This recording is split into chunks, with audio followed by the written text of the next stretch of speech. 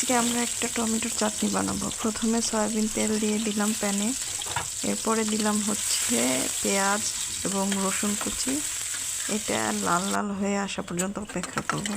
লাল লাল হয়ে আসলে আমরা টমেটো কুচি এবং কাঁচামরিচ দিয়ে একটু ভেজে নিব।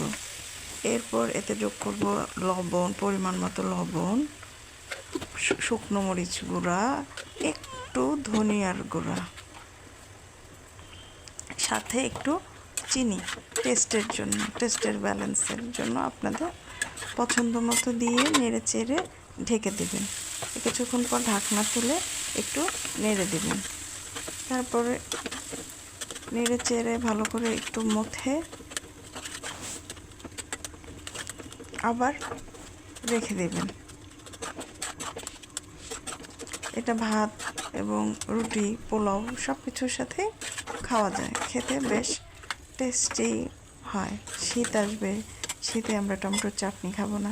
সব শেষে তেল ভেসে উঠলে ধনিয়া পাতার কুচি দিয়ে ছড়িয়ে দেবেন।